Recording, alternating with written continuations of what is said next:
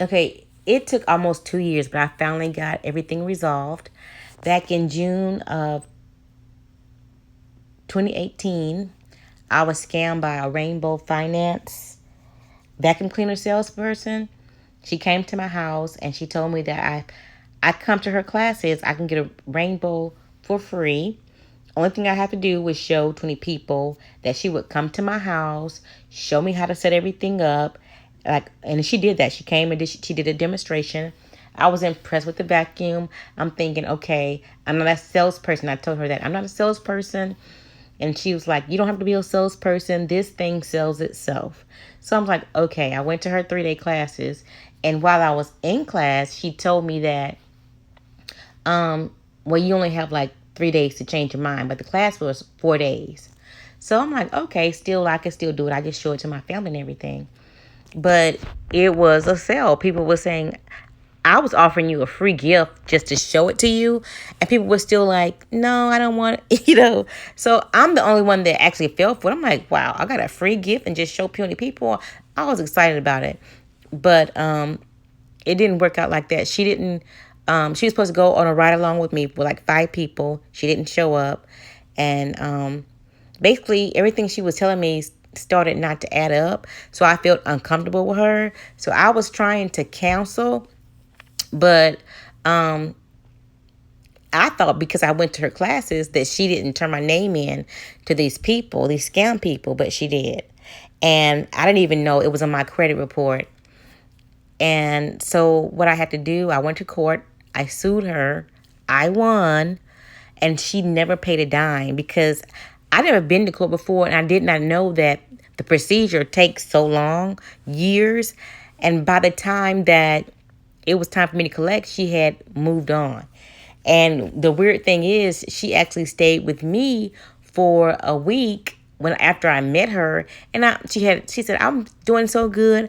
I bought a brand new car, and I'm like, wow, I want to do that too. She paid for her car cash, but she was moving, so I didn't realize when I moved, I needed a place to stay, doing the closing and all that stuff.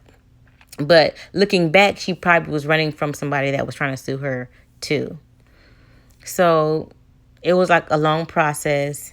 And what happened was I found these people online and I was trying to tell them, look, she scammed me. I went to court. I sued her. I won. And basically nobody would listen to me. They was like, no, we can add that to your credit.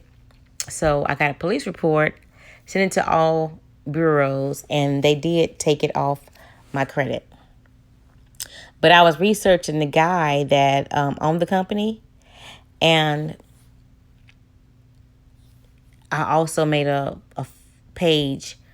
This is the guy right here, Craig Ross. And I was very upset about that. It took me 2 years to get a name.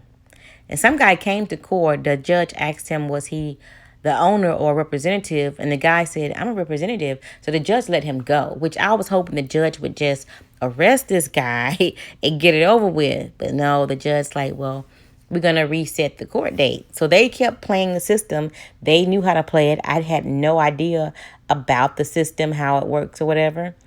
And so what they did, they kept passing my information off to other scam companies, and I had to do it several times. Write into Experian, say, hey, this is a false report. I got evidence. I went to court. I won. And they was like, well, yeah, Experian a few times. Oh, we didn't get your dispute. You got to do this, la, la, la. So eventually Experian took it off. So what the scammers do, they went to Equifax and they put it on my credit report over there. And so I had to do the same thing, go back, get this report, send it to them. And I sent it to all 3 bureaus, but everybody was like, oh, we didn't get the fax, we didn't get this, we didn't get that. So I did it several times. Very aggravating. The whole 2 years, very, very aggravating. Yeah, it was a long process. So basically, don't let anybody come to your house, sell you anything, and make it sound like it's a good deal, because It's not. It's I feel like now everything's a scam because I couldn't trust those people.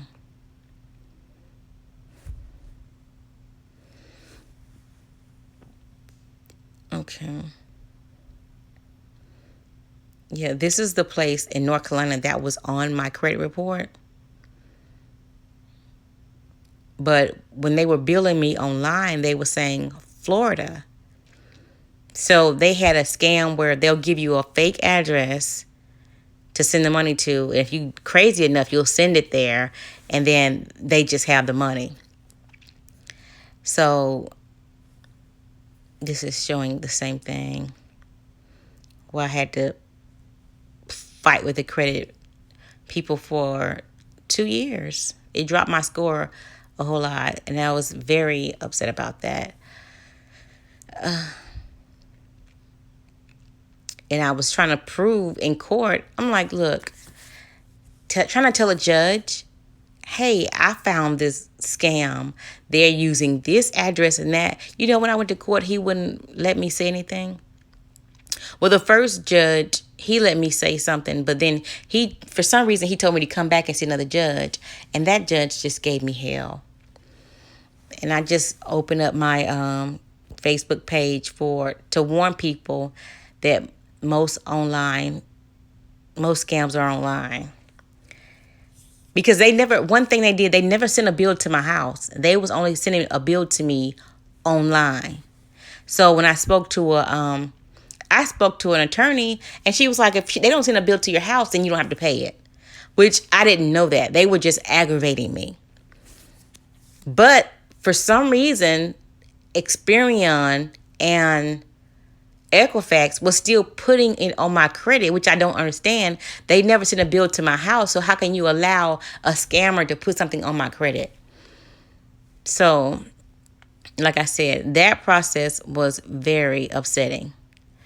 And then, yeah, this is one of the scammers that the credit bureau said, well, call the people and tell them what happened. So I guess they sold my information to this person. And I called him. I was like, look, I got a police report and everything. I said, what you're doing is illegal. And he was like, well, after speaking to you this morning, I'm going to take it off your credit report. And I Googled his address, and it was like a plaza type thing where I guess if they ever got raided, they wouldn't be in the location or whatever. It's a whole lot of scammers doing this. And the most of them are located in Florida. So I'm like thinking, you see all these people in Florida living good, rich, and most of them down there scamming, sending you these mail this to this place, and they're living off the scams that they created for us up here. Okay. And when I researched the company that put that on my credit, they had already had a judgment against them for being a scammers, basically. And I sent this to them. I was like, look, I know you guys already been to court. You've been scammed. I was like, let's just take care of this now, so we don't have to go to court with me, because I don't mind taking you to court. And so even though they took that off, the credit Experian and Equifax was still saying, oh, there's still something derogatory on your credit report, which I don't understand how they can allow that. But being black, I think they got a flag. I really do think they have flags on our accounts saying, mess it up, do whatever you want to with it. That's what I really think. Since I know that everything is run by the KKK and it's organized to keep black people down, I really think they don't care who, because this company right here is 3307 Clark's Road, Sarasota, Florida. That's who was mailing me the bill. So I called them. They wouldn't do anything for me. So I actually went on a vacation to Tampa, and I noticed I'm only an hour away from Sarasota, so I'm driving down there. And so I went down there, and no Rainbow Finance in sight. The address and everything is online, but when I get there, it's a whole other company. So I said right here on the January 29th that I dropped the case because it came off of my credit report for somehow. And then the next thing you know, it was back on there. You know what I'm saying? They take it on, put it out with another company. They just kept doing that and basically harassing me and almost bullying me, trying to get me to pay them. But I'm not finna. I wasn't finna. It turns out that when they sent me the bill, because I told the lady when I saw the rainbow, I said, I'll pay you $500 cash right now. She was like, no, you have to go through this system because that's how I get paid through what you call it, commission or whatever. And I was like, okay, I don't mind helping your business or whatever. So I went ahead and told her, I'll keep it, the system. And she said, the only thing you have to do is come to class, whatever, like that. I went to her class, and I really just forgot what I was going to say because I'm reading this about the trafficking organ thing. Oh, yeah, this was November 19th. I was like, they're too busy trafficking girls to worry about the real crime, other crimes. So, okay, October the 19th, okay, I watched this movie, and it was about a fake company. Something that's similar to what I was going through. It was a fake company, and they was getting real money for the fake companies. And they were, like I said, people in Florida, they live in all rich, and it's all a facade. It's all a scam. And I was upset. I remember this day. For some reason, Facebook blocked it out, but it was a judge. He died from an overdose. And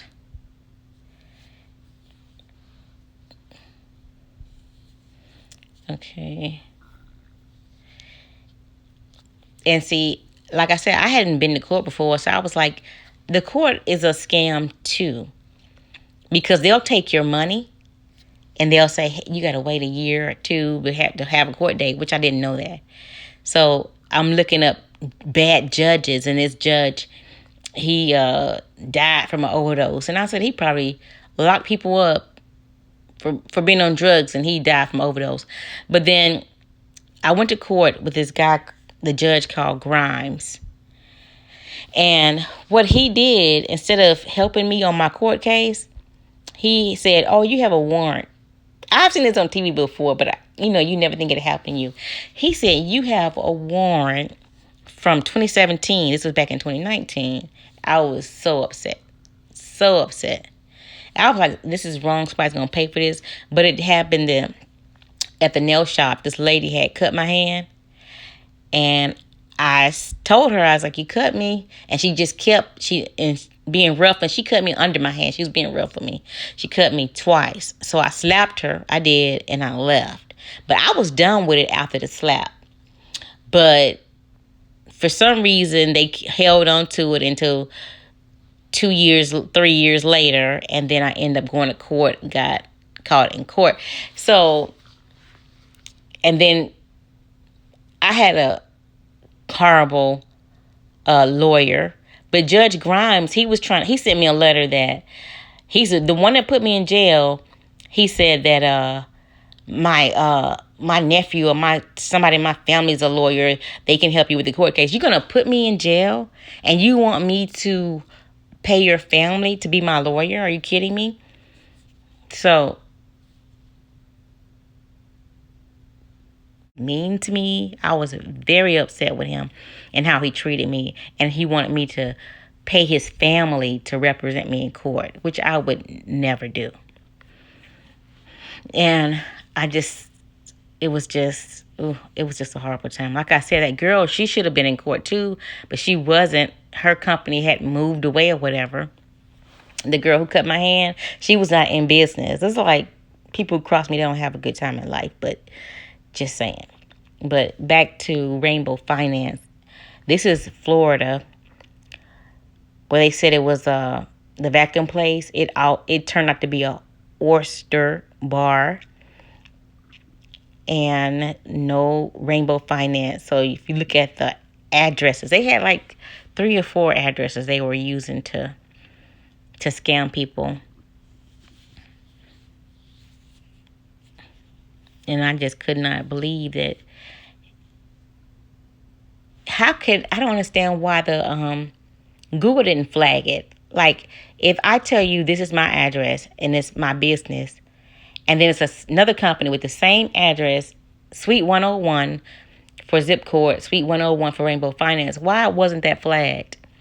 And when I went to court, it was like they knew that scam. Because even when I went down there, I called the police and I was like, I'm here and this place is not here. And the police officer said, if I went to every case that was scamming, I wouldn't have the time to take care of the emergencies. And I was like, they know exactly what's going on. They're in on it. Half of them got their own little scams going on. And you can just tell, like, this, they were uninterested. They didn't care that I had solved the problem and had the answer. Like, look, this is a fake company. They didn't even care. It was like, oh well, you know. I was like, that's really strange that I figured this whole scam out and they didn't even want to hear about it from me. They didn't even care that it was a scam going on. It's like, well, we know there are scams going on, but that's not what we're concerned about. It's like, yeah, but I'm concerned about it because it's on my credit, for one. And I actually paid to go to court to get help. And then there was no help. So I didn't understand how they can get away with putting stuff on my credit. I didn't understand why the judges wasn't interested in my evidence. I spent a long time figuring it out and putting the whole thing together. Like, I got all this good, juicy information about a scam, and you guys don't even want to hear about it. But you'd rather criminalize me for something that happened like 3 years ago. So that was my little injustice from the system.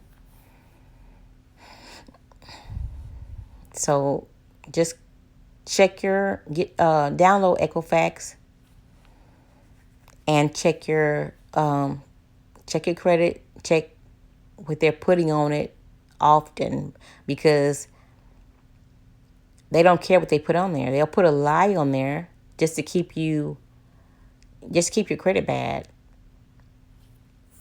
I seen one instance, my nephew, which I added him to one of my credit cards. They had somebody put something on his credit for like $50. He had no idea what it was. I said, don't pay it. Don't even pay it. Just let it roll off in 7 years. So he got my credit score now, which is around 750 something, which is pretty good. I'm still working on it, but yeah, they do black people like that, and they don't care. The judges know about it, just like what's going on right now with the system. The police didn't show up for that for Trump's riot, and then the judges are bailing those people out. The judges lawyers are bailing those people out. They all have a system, a brotherhood, where they come up with a scam.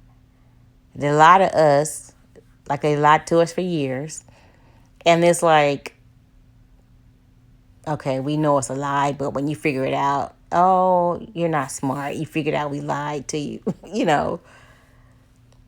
It's 2 addresses. Like, why isn't the the postal service dinging these people? You got 1 address and 2 businesses. The zip code is there, but Rainbow Finance is not there. And I saw Suite 101. I saw this with my own eyes. They have this online on Google as Rainbow, but when you get to Florida, it's zip code. And then when I Googled zip code, it was also a website for them for the same address. So you know what? The system doesn't care. They don't ding it. And I was standing right there taking a picture, and when I called the police, and I was saying, "Look, this is not Rainbow Finance. Can you write a police report? Can you question these guys in here?" He's like, "No, we don't do that." He said that a judge would have to tell him to go say something to them. And I'm like, I want a police report so I can tell my judge that I've been here and you was here, like a police report, like, hey, this is a false building or whatever. But they wouldn't do it. They wouldn't do it. They didn't even care to do it. I was so upset. I was praying against them. And a 1 year to the date that judge died. But he was 73, so he was old. So he's probably going to die anyway. But he did that to me before he died, though, which was very upsetting. Yep. Let me see. What else I put down here? Oh, yeah, I was watching American Greed because that's basically what it is. And sometimes they catch these people and they'll, embarrass them, put them on a show. But it's so many companies that are scams. And they actually know they're scamming people, but they don't even care. They don't even care about people. It's like a civilian like myself who's innocent will have to come tell you, look, this company is a scam. Don't mess with them. And then you pay to go to court thinking you're going to get justice, and they don't even give you your day in court. They treat you like you're a criminal, like you did something wrong for figuring out that it was a scam going on. Like, why you treat people like that? And it was so crazy. The judge's name was Grimes, and he was really grimy. He was a grimy judge. So that name just fit him.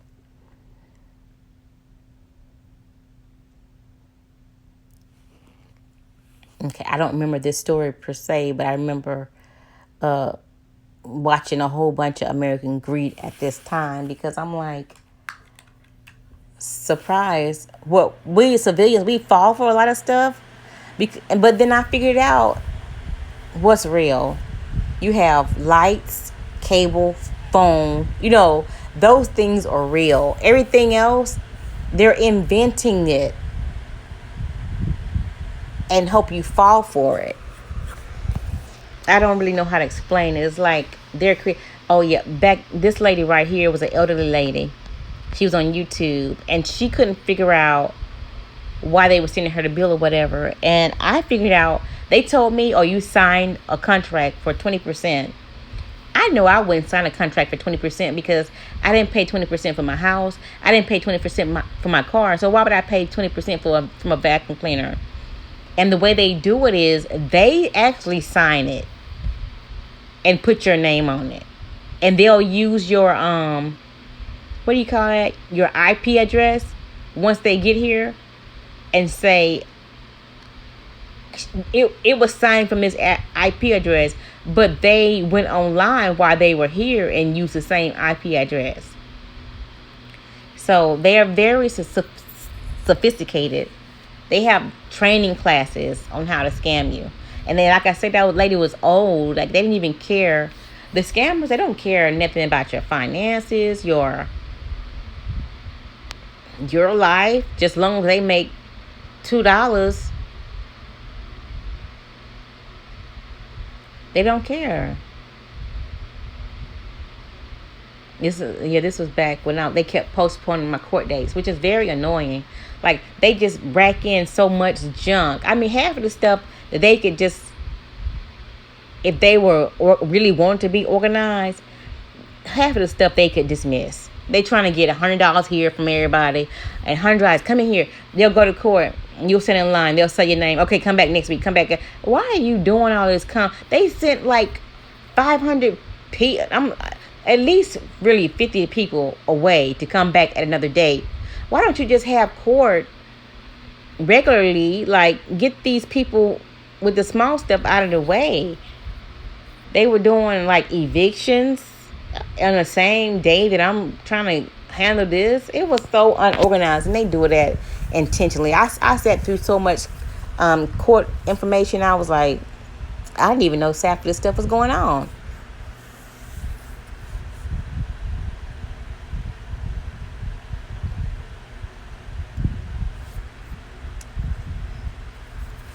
Yeah, so after I went down there, they changed some of the placards. Like, that placard was up, zip port was up.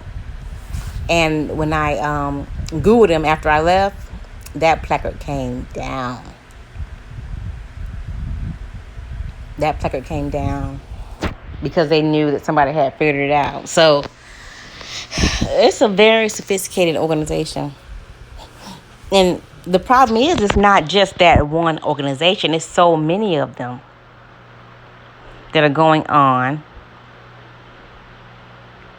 that they're scamming you out of $2 to get rich. And they are rich. Well off. Based on something they stole from somebody else. Then they'll have a dummy company like Zipcord. But I went down there, they had a dog in the building, just sitting there. It was no traffic. It was just a dummy business. Zipcord was selling like they were advertising cords like for your phone and stuff like that, but it was no business there. Nobody was there. No traffic in and out. And in the old dingy building. I took a picture of myself, like, prove that I was there, trying to get all my evidence, but like nobody, the judge didn't even they didn't even care. They didn't even care that I figured it out. So it's like, dang, you really gotta outsmart the system that's trying to trick you. And so the only way to do it is to keep an eye on your credit report and get a police report and mail it to all of the companies, so they won't ding your credit, because that's the objective, to keep you messed up on your credit.